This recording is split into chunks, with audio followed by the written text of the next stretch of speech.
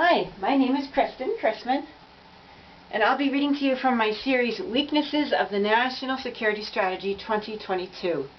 Part 10, UN Rejections of Russia's Proposals for Assistance and Investigations, Ukrainian ultranationalist violence, bioweapon labs, and Nord Stream explosions. And Countercurrents is kindly publishing all of these essays. So if you'd like to see them in writing and also get their endnotes with all the sources, you can go to Countercurrents.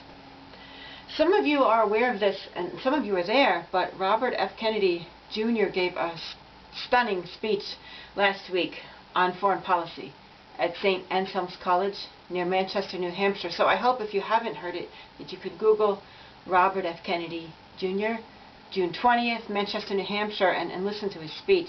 And there's a transcript online also. It was fantastic. There's also a great interview with him with Freddie Sayers on Unheard, U-N-H-E-R-D, that you can Google. And here I'm happy to say that I'm creating this with Angel. I mentioned in the last essay that she nearly died 17 days ago. And they say she has a tumor in the heart. They saved her life. And I don't know why, but they wanted to euthanize her. And we said no when we brought her home. And she's doing well, 17 days, and we're going to try to defy the prognosis. And she's here. She's actually turned this desk into a cave for her so that she has a real safe spot, especially during storms and on the 4th of July, which is a real tough time for dogs. Well, she's coming out now. I was going to say I can't really fit under here because she's here, but here she is. She is making her appearance. Want to come up on the bed, Angel? So, I will begin. But welcome, Angel. In this series, I've been identifying and refuting the claims made in the National Security Strategy 2022. I refer to the NSS as the Sullivan and Biden NSS, even though it's not known whether or not Biden's National Security Advisor, Jake Sullivan, actually took part in writing the document. The previous essay refuted the claim implied in the NSS that the U.S. government, the USG, and Ukraine are the good guys who defend the UN Charter, and Russia is the bad guy who violates it. In fact, this and other NSS claims serve only to promote the fictional drama called a cultural script in which the U.S. and NATO are cast in the role of noble heroes. Ukrainians play the part of innocent victims, and Russia, as always, is given the role of the evil persecutor and one who must be defeated and destroyed by the gold-hearted heroes and victims. This fairy tale is just that, a fairy tale. A fictitious perception of conflict. It's also an indicator of psychological immaturity.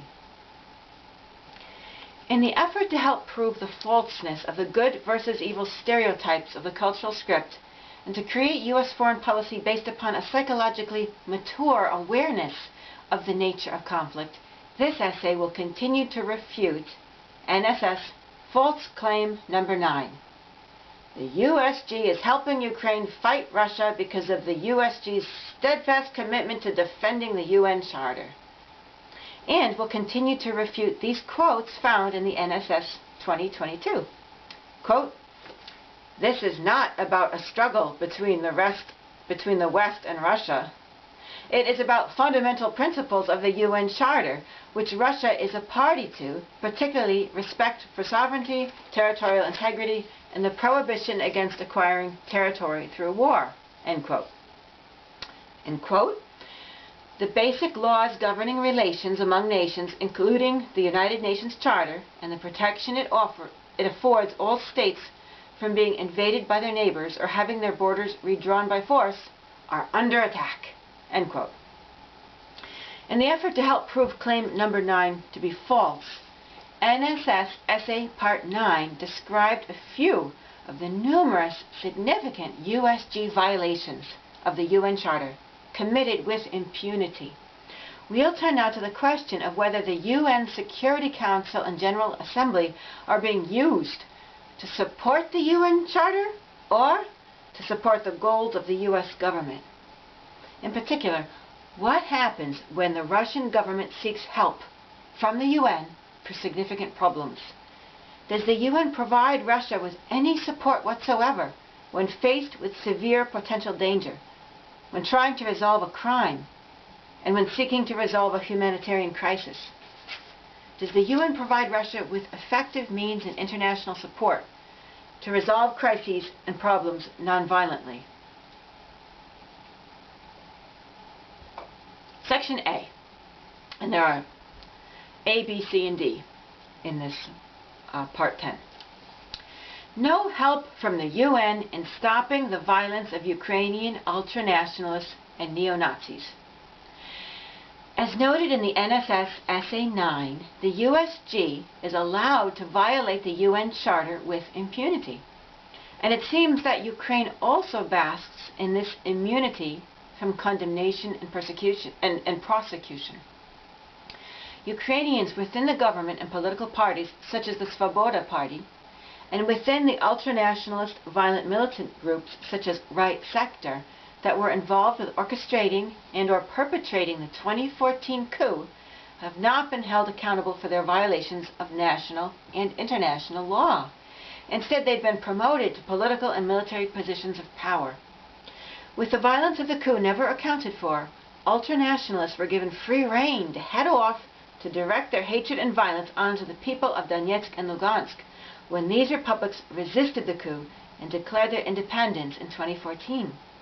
These horrendous and numerous behaviors of hatred and violence, including large amounts of anti-Semitism, the use of Nazi symbolism, attacks upon Jewish centers and cemeteries, and attacks upon Russians, Romani, LG plus members, and feminists, are further described in the previous essay, Part 2b, The Violence of Ukrainian Ultranationalists.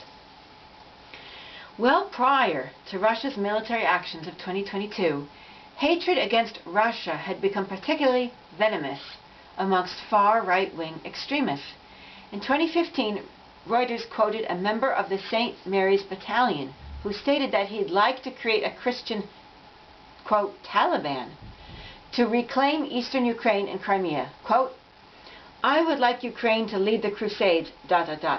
Our mission is not only to kick out the occupiers, but also revenge. Moscow must burn, end quote. Throughout the 8-year civil war, Ukrainians, particularly in Donetsk and Lugansk, have feared for their lives and safety because of Ukrainian extreme right-wing violence. Groups such as the Organization of Ukrainian Nationalists, the Svoboda Party, Right Sector, Azov Battalion, C-14, the police regiments Dnipro 1 and 2, and the Tornado, Donbass, and Aidar battalions are all linked with fascism and the far right-wing violent extremism. Most of these far right-wing groups state they are ultranationalists, not neo-Nazis, but some of the groups do include neo-Nazis. These groups' views are not representative of the broad spectrum of views within the Ukrainian population, and therefore their political domination cannot be considered democratic, let alone peace-oriented. In 2015, for example, the Svoboda Party won 10% of the vote, and that was much more than it had ever gained previously. Once Yanukovych was ousted in 2014, Arseniy Yatsenyuk of the Fatherland Party was installed, presumably the same Yatsenyuk that Biden's Undersecretary of State Victoria Nuland described in the recorded phone conversation prior to the coup regarding her preferences for Ukraine's leadership. Yatsenyuk then rewarded the Svoboda Party with 3 high-level positions, about 1/4 of the cabinet positions in the interim government. In 2014, NBC reported that the Svoboda Party's goals listed on its website included preserving Ukraine's national identity, protecting Ukraine's living space, the lingo used by Hitler, and criminalizing any displays of Ukrainophobia. Russophobia, however, seems to be encouraged, for one Svoboda Party member even assaulted a Ukrainian state TV station merely for broadcasting a speech given by Putin. According to Russ Belant, the Organization of Ukrainian Nationalists, an intolerant, violent organization from the 1920s that backed the all-Ukrainian 14th Waffen SS Division during World War II, is behind the Svoboda Party, a party supported by the U.S. government, and a party that was a force within the 2014 coup. In fact, Bellant has written about the significant consequences on U.S. policy, propaganda, and USG mentalities of the ties between right-wing Nazi collaborating Eastern European immigrants with U.S. Republican Party campaigns since the 1950s. Despite the ultranationalists' prejudiced hatred against so many groups of people, including Russians, ethnic Russians in Ukraine, Jews, Romani, feminists, and members of the LG+ community, U.S. policy and media makers, whether deceitfully or ignorantly, portray the 2014 coup as the revolution of dignity and a victory for freedom, democracy, and humanity.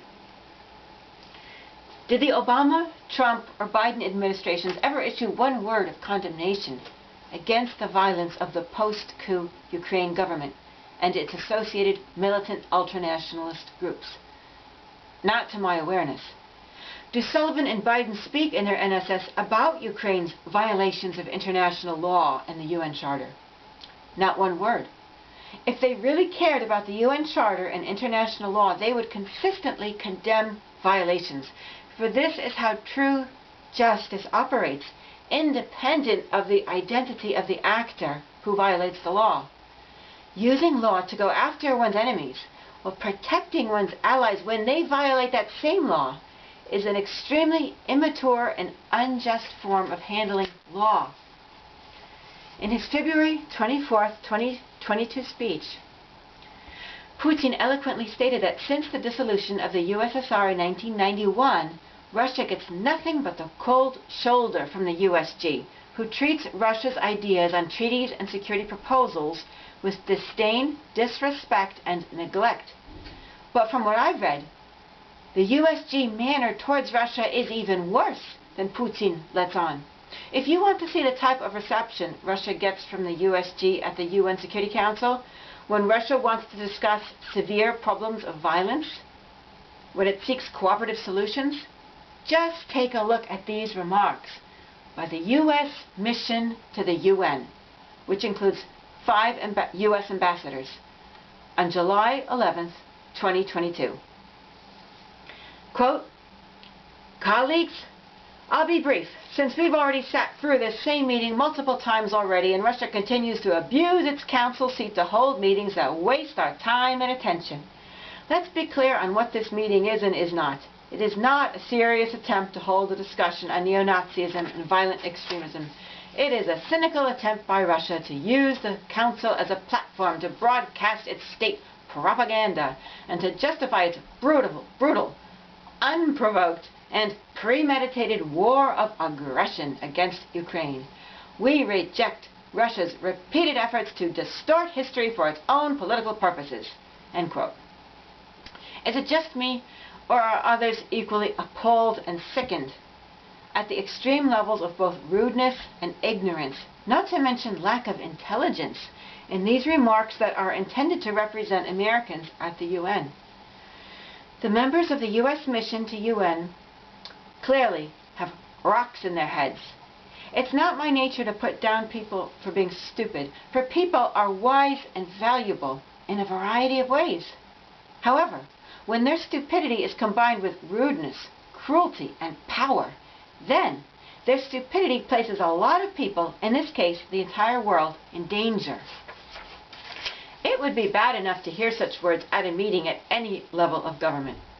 But for such words to be uttered at the Security Council, a group that supposedly has the very top representatives of our nation seeking peace, harmony, and justice, is shameful, shocking, and entirely immature. If the words United States had been substituted for Russia, and the nation Iraq had been substituted for Ukraine, and weapons of mass destruction had been substituted for neo-Nazism and violent extremism, then these remarks would at least have been honest if leveled against the USG in 2003. As they stand, they are false and entirely rude and disrespectful. Instead of wasting time pointing out everything that's dumb about these remarks, I'll just refer you to my previous essay Part 2b, which discusses the atrocities committed in Ukraine during and prior to the civil war by several groups of Ukrainian ultranationalists, including neo-Nazis.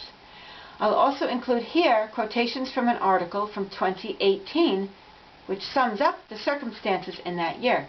I was surprised to see the article on the Atlantic Council website, for I'd assumed from what I'd previously read that this organization had a black and white view of the world in which Russia was always evil and Ukraine always good. So kudos to them for posting it. Right? It's this kind of open-mindedness to the good and bad on each side that can give us the information we need to truly resolve problems. Quote, Ukraine's Ministry of Youth and Sports is funding the neo-Nazi group C14 to promote, inner quote, national patriotic education projects, end inner quote, in the country, ... The revelation represents a dangerous example of law enforcement tacitly accepting or even encouraging the increasing lawlessness of far-right groups to use violence against those they don't like. Since the beginning of 2018, C14 and other far-right groups such as the Azov-affiliated National Militia, Right Sector, Karpatska Sich, and others have attacked Roma groups several times, as well as anti-fascist demonstrations, city council meetings, an event hosted by Amnesty International, art exhibits, LGBT events, and environmental activists. On March 8th, violent groups launched attacks against International Women's Day marches in cities across Ukraine. In only a few of these cases did police do anything to prevent the attacks, and in some, they even arrested peaceful demonstrators rather than actual perpetrators. ...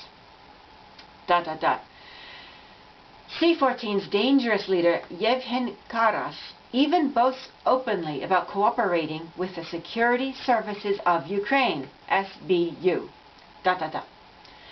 After the March 8 attacks, Amnesty International warned that, inner quote, Ukraine is sinking into a chaos of uncontrolled violence posed by radical groups and their total impunity. Practically no one in the country can feel safe under these conditions. End inner quote. Amnesty International, Human Rights Watch, Freedom House, and Frontline Defenders warned in a letter that radical groups acting under a, inner quote, a veneer of patriotism and traditional values were allowed to operate under an atmosphere of near total impunity. End of the entire quote. In fact, 3 UN human relations experts, all special rapporteurs appointed by the Human Rights Council, condemned that violence of C14, which used to be the youth wing of the Svoboda Party, and the rapporteurs stated in 2018, quote, we unequivocally condemn these heinous acts of intimidation and violence against members of the Roma minority in Ukraine, end quote. Months later, a human rights group reported that C14, in collaboration with Kiev's police, was allegedly intimidating the Romani. It might help the U.S. mission to the UN to understand that the Roma, gypsies, were the people who, in terms of percentage of their group killed, suffered the most during Hitler's Nazi Holocaust. The killing of Roma is horrendous enough, but it should also serve as a warning that other groups are also likely targeted by these far-right groups, and they are. And in fact, Russians, Roma, Jews, feminists, LG+ members, and environmentalists have all been targeted. It's not talked about in U.S. history books, but left-wing political members, including but not limited to communists, were also targeted viciously by Hitler, which seems to be another commonality between the German Nazi regime and Ukrainian ultranationalists. Now, compare the U.S. mission to the UN's cold, snide dismissal of Russia's grave concerns about human rights violations in Ukraine during the UN Security Council meeting. Compare that with a walkout at the UN Human Rights Council in Geneva on March 2, 2022, when Russian Foreign Minister Sergei Lavrov was about to make a speech by video. As described in the previous NSS essay Part 9, Lavrov was about to make his speech on human rights likely about the human rights atrocities committed by the Ukraine government, ultranationalists, and neo-Nazis against Ukrainians, when suddenly the Ukraine ambassador Yevhenia Filipenko led a walkout on his speech in protest of Russia's military actions in Donetsk and Lugansk. I get the feeling that we're supposed to oppose human rights violations only in those situations where we've been told to by our political and media authorities, or if it's become the respectable fashion in society, a groupthink fad. In 2022, after 8 years of witnessing a cruel civil war against the people of Donetsk and Lugansk, particularly those of Russian ethnicity, Russia took military action. Russia's purpose was to protect the people of the self-declared independent nations of Donetsk and Lugansk, who'd suffered from 8 years of murder, torture, and assault, documented by human rights groups, by Ukraine's government in Kiev and its associated ultranationalist groups. Let's say this loud and clear. Russia would not have felt compelled to take these actions if Ukraine had not been violating international law with impunity. Why wasn't Ukraine's government and its associated paramilitaries condemned for violating the UN Charter and international law in its ruthless, brutal behavior towards the people of Donetsk and Lugansk, particularly Russians, Jews, and Romani, including the burning alive of peaceful protesters in Odessa in May 2014? Why were Putin's and Russia's grievances dismissed as pretexts? They were dismissed as pretexts for Russian military action, rather than recognized as thoroughly valid grievances that, left ignored, would result in Russia's feeling compelled to resort to military action. Part B. No help from the UN on bioweapons.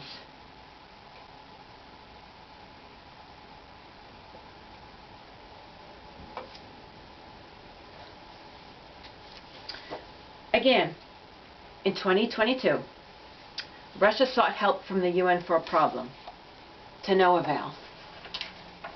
In October 2022, Russia officially proposed to the UN Security Council that the UN create a commission to investigate Russia's claims of a joint US-Ukrainian military biological program in Ukraine, sponsored by the US Department of Defense, that allegedly exists in violation of the Biological Weapons Convention. Russia submitted a 310-page document of claims. To me, this sounds like an important and reasonable request. If anyone has reason to believe a bioweapons program might exist anywhere in the world, the UN ought to investigate and not take chances. Moreover, anyone who's read Rebuilding America's Defenses, written in 2000, by the neoconservative Project for the New American Century, PNAC, the former think tank shamelessly devoted to U.S. hegemony, knows that PNAC was keen on developing bioweapons that would attack specific genotypes. And whether it's the U.S. invasion of Iraq, steady increases in the U.S. military budget, or the development of space forces, what PNAC wants, it seems to get. Even after PNAC became defunct as an official organization, its ideas have continued to powerfully influence U.S. administrations. Therefore, if Russia is concerned enough to make this proposal and to submit 310 pages of claims, creating a commission to investigate is an excellent idea and a show of caring for Russia's concerns and for the entire world's safety. In fact, Russia's proposal was perfectly in line with the UN Charter Article 1.1 and Article 1.3. But no. While Russia and China supported the proposal, the US, UK, and France, afraid to have the matter even investigated, rejected it. They, tacitly implying that the 310 pages were meaningless, said that Russia had offered no verifiable proof. Never mind that finding proof would be a purpose of the investigation. Never mind that Article 34 does not state that proof of the conclusion of an investigation is required prior to agreeing to launch the investigation. The other 10 members, perhaps too afraid to speak their minds one way or the other, abstained.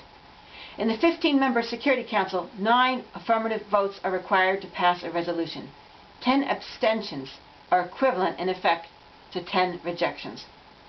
But I'm sure we'll all rest easier at night, knowing that potential bioweapon labs in Ukraine aren't being investigated because the USG, who's never ever lied in its whole life, said that there aren't any such bioweapon labs in Ukraine.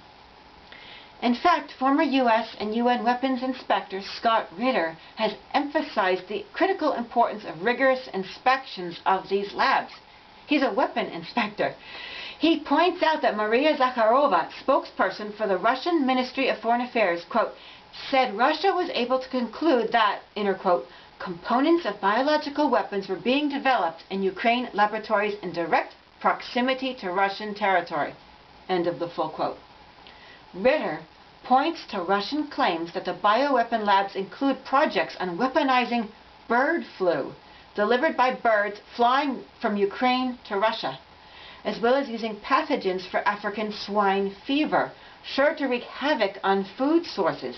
He remarks that the claims and details discovered about the program, quote, and inner quote, suggest that it isn't done for benevolent purposes, that there is malfeasance attached, which makes it not a defensive program, but an offensive program, and this is a great concern, end quote. He adds, quote, I also don't understand how programs as have been alleged by the Russians could be allowed to exist, end quote. The Alliance for Securing Democracy, ASD, later listed Russia's claims regarding bioweapon programs in Ukraine as disinformation, even though no investigation had been allowed to prove or refute the claims. And if the ASD said it's disinformation, you can be sure that it may be truth. The ASD, which appears to be committed to Putin's downfall, has an advisory board that combines neoconservatives with liberal hawks, including William Crystal, co-founder of the now-defunct PNAC of genotype-attacking bioweapons fame.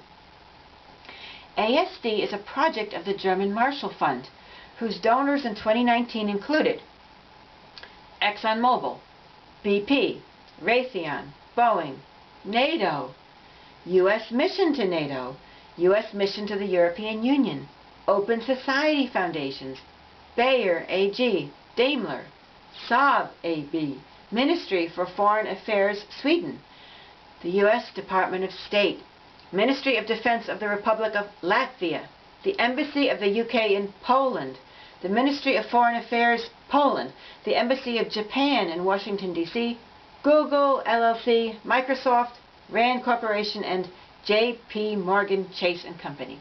So you've got the fossil fuel, weapon, high-tech, automotive, and pharmaceutical industries, some highly biased governments, and NATO itself, amongst others, funding the ASD. And we're to believe that this funding doesn't affect ASD's hiring, procedures, and conclusions, including assertions regarding Russian disinformation? Incidentally, regarding these think tanks and their tight connections with the arms industry, a colleague of mine suggests that rather than label think tank with a stress on the first word, the term might be better written as think tank, in order to more accurately convey that these are not neutral foreign policy research groups, think tanks, but essentially arms industry lobbyists, think tanks, who focus not on logical, comprehensive, insightful, or effective thinking, but on tanks and other weapons as the panacea for international conflict. If the USG is so adamant that it has no bioweapons program, one would think it would be eager to prove that with an impartial commission to investigate. Instead, it seemed to squirm at the very idea of an investigation and hide behind its display of indignation. Labeling something as disinformation seems to give it an automatic pass to the dungeon of ideas, not even worthy to be investigated, excommunicated from even consideration at the table of discussion as a possibly valid concept. Ironically, we can recall that it was the USG, with its usual double standard morality, that was determined to get a UN investigation into Iraq to look for those fictional weapons of mass destruction that it lied to us about. Section C. No help from the UN on Nord Stream explosions. Consider also Russia's attempts to gain UN support for an impartial international investigation into the Nord Stream pipeline explosions, which, according to UN official Navid Hanif, quote, would result in hundreds of thousands of tons of methane emissions, end quote, a gas which has, quote, 80 times the planet-warming potency of carbon dioxide, end quote.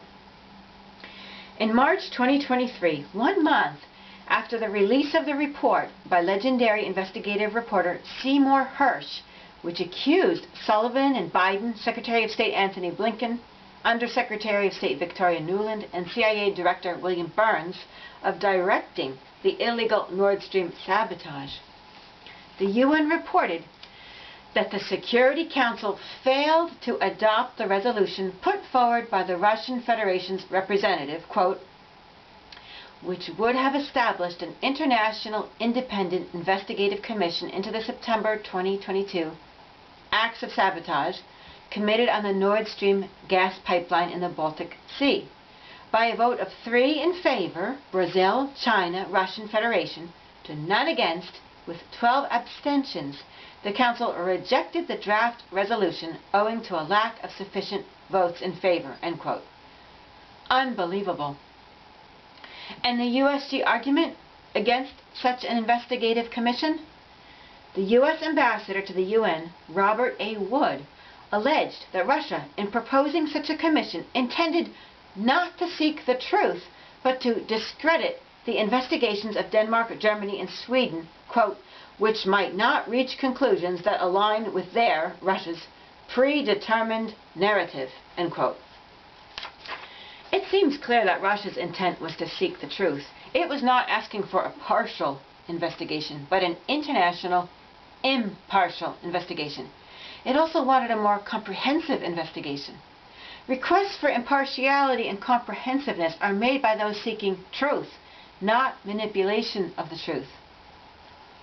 Russia's proposal was that the commission would comprise, quote, impartial and internationally respected experts, end quote, who would be selected by the Secretary General.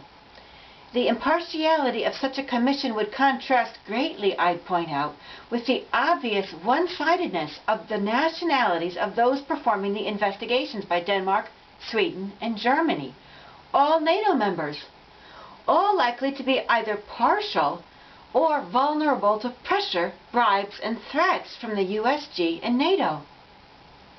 If Russia were seeking to manipulate its proposed commission to produce certain results according to a predetermined narrative, why would it leave so much power in the hands of the Secretary General and independent experts?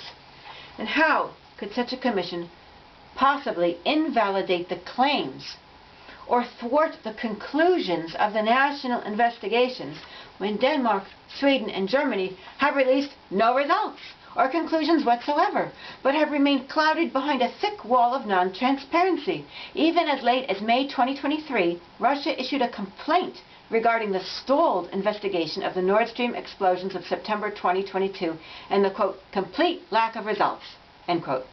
Such stalling is inexcusable. How hard can it be? Either that incompetent, or deliberately stalling, or waiting to see if they can make a deal with the USG? As time passes, more evidence will be lost. Even if Russia's intent were not to seek the truth, how would such an intent have any ability to warp the conclusions of an international investigative commission whose members were experts in the field and were selected by the Secretary General? Wood had no proof or evidence of Russia's intent. I'm quite sure Wood has it backwards. It's the USG that doesn't seek the truth and wishes to bury it at the bottom of the Baltic Sea. It's the USG that doesn't want to follow through and investigate Seymour Hersh's report. We all know that Biden and Nuland were insisting that there would be no more Nord Stream if Russia took military action in Donetsk and Lugansk.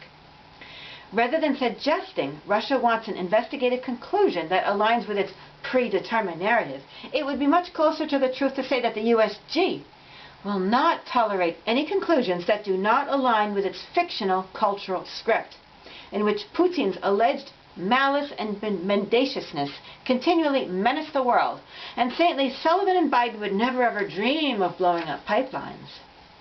So at the UN Security Council, 3 voted in favor of Russia's proposal, 0 voted against it, and 12 abstained. When you need 9 votes in favor to pass the proposal, 12 abstentions amount to 12 rejections. They doom the proposal. So why all the abstentions? Why did the UN delegations from 12 nations so gullibly trust that investigators from Denmark, Sweden, and Germany, 3 NATO nations overeager to please the USG, in the midst of a NATO proxy war against Russia, would not feel intimidated or bribed by their own governments, the USG, or NATO to keep their mouths shut about the results of their investigations? If anything smacks of an investigation not seeking truth, it's this group, not Russia's proposed commission. Had the 12 nations delegations been intimidated or bribed? What's extraordinarily odd about the UN's decision is also the fact that the Nord Stream pipelines are primarily Russian property. Wouldn't this suggest that Russia absolutely has a right to play a direct role in the investigation? And Russia is definitely on legitimate ground in asking the UN for an impartial international investigation? How dare NATO members at the UN initiate investigations that deliberately exclude Russia? How dare they turn down Russia's request at the UN? But we'll have to remember this the next time New York City gets bombed. The USG won't be allowed to investigate its own property. We'll leave that to China, Iran, Russia, and North Korea. Last section, Section D. Manipulation of the UN violates the UN Charter. With lack of UN support for Russia's concerns and proposals about ultranationalist neo-Nazi violence in eastern Ukraine, about bioweapon labs in Ukraine, and about the Nord Stream explosions, with the UN giving a shy little slap on the wrist to the USG for massively invading Iraq in 2003 and directly killing hundreds of thousands of Iraqis, we have to ask, is the UN loyal to its own charter, or is it loyal to somebody else? Keep in mind a point made in the earlier NSS essay Part 4. According to Njoki Njoroge Njehu, director of the 50 Years is Enough campaign, because the war against Iraq was of strategic interest to the United States, quote, several African members of the UN Security Council, including Cameroon, Guinea, and Angola, were virtually held to ransom when the United States was seeking council support for the war in 2003. And this is just great. So we have the USG reportedly bribing and threatening other nations in the Security Council to vote the way the USG wants. How can this possibly serve the purpose of cooperative, peaceful problem solving, the UN's mandate?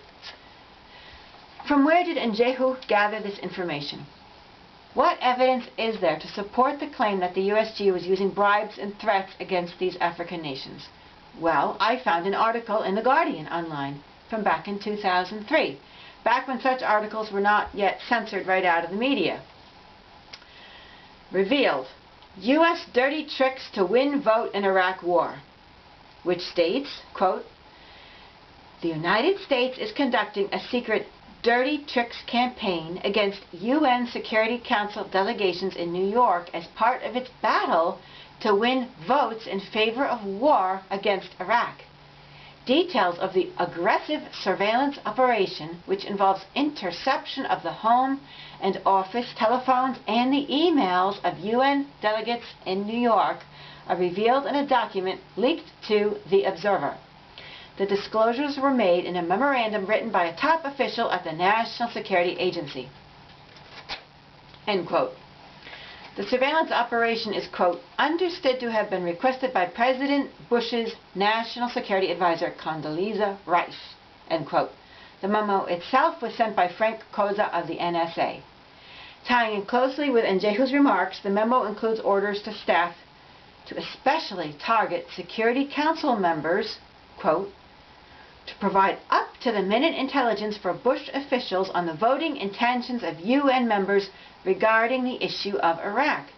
The leaked memorandum makes clear that the target of the heightened surveillance efforts are the delegations from Angola, Cameroon, Chile, Mexico, Guinea, and Pakistan at the UN headquarters in New York, end quote.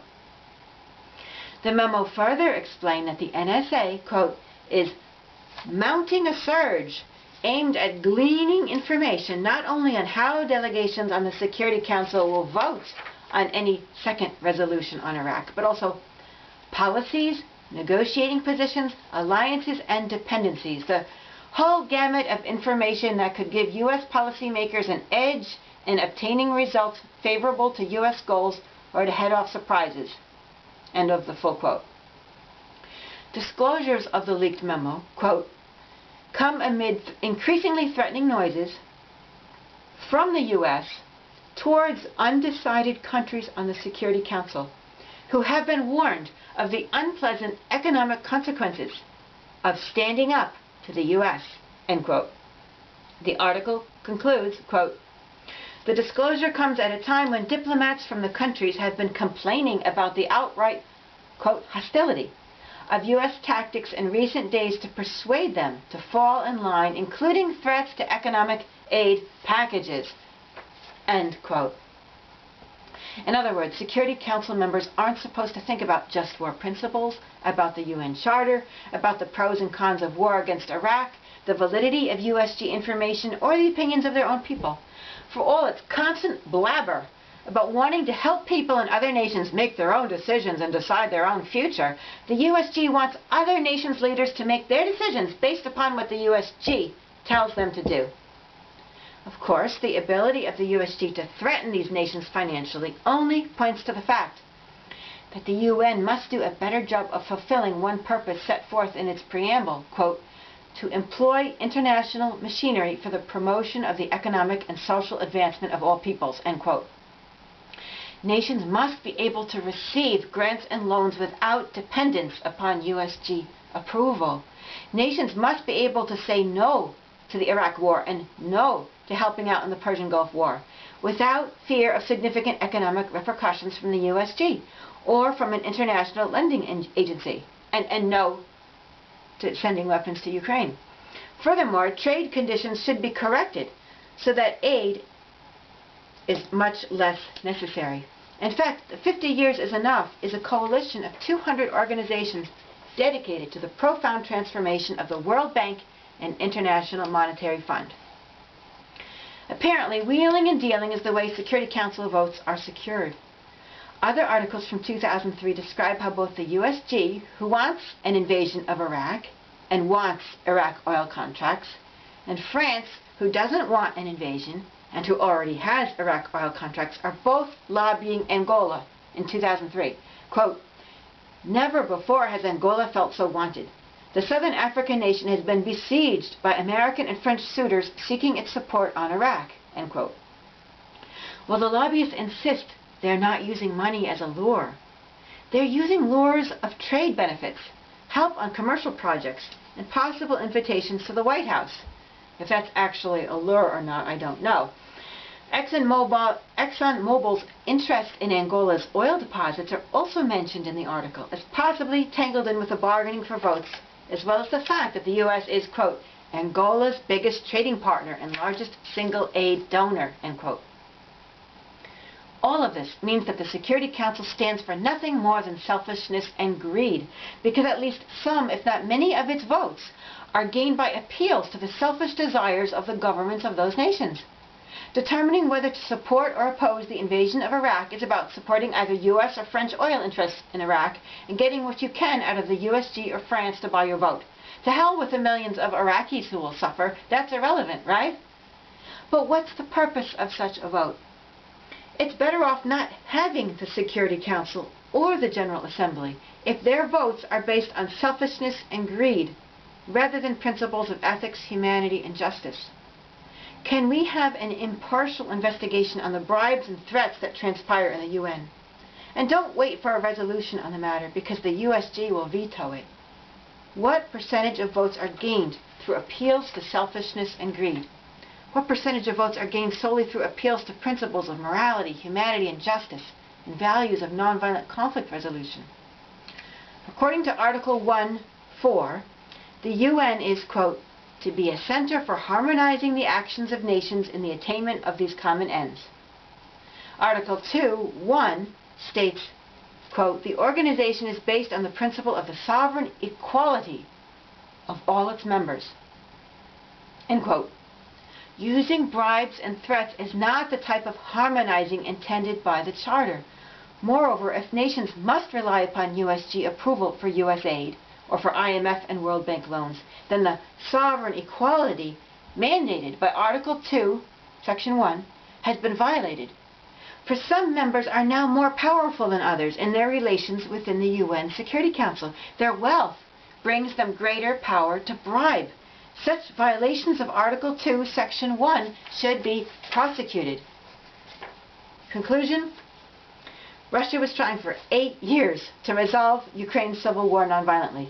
Yes, it was reportedly also sending weapons, and whether or not this escalated the conflict can be investigated. But my impression is that Russia was especially trying to resolve the conflict nonviolently by means of the Minsk agreements. And remember, Ukraine was attacking Donetsk and Lugansk, not the other way around. Donetsk and Lugansk were on defense.